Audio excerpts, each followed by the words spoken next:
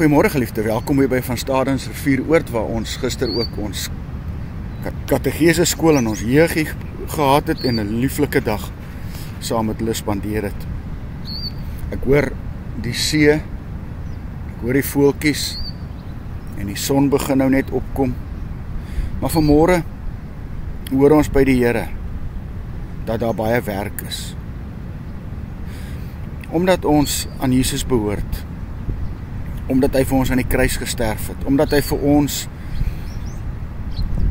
alles gegee het, gee hy ook vir ons 'n lewe vol betekenis, vol blydskap, vol vreugde. En hy gee aan my en jou boonal ook die ewige lewe, sodat ek en jy nooit weer die dood hoef te vrees nie. En dit beteken dat hy my en jou en ander gelowiges saambind tot sy groot huisgesin, sy kerk, en dat ons mekaar ondersteun.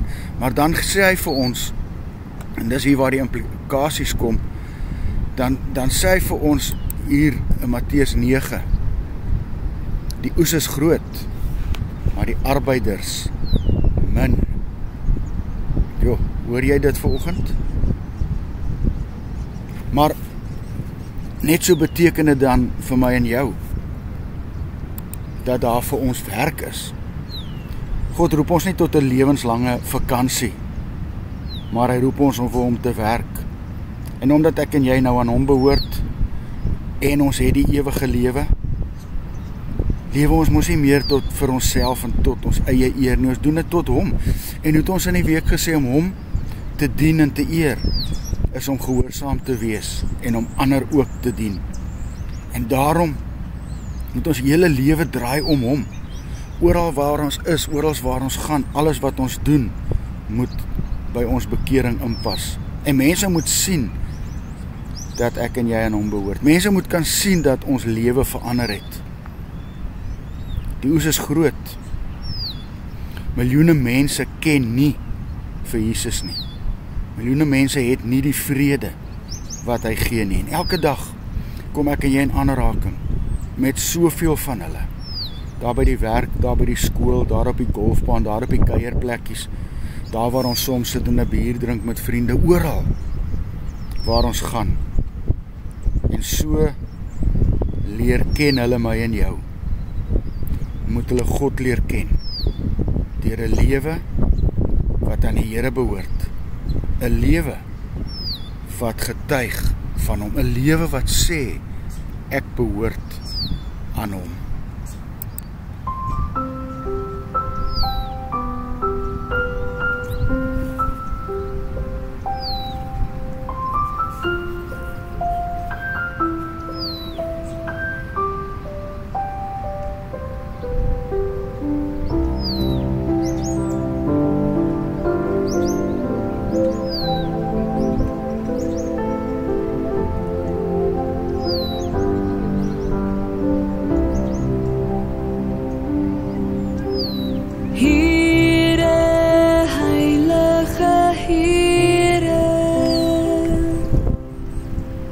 Wie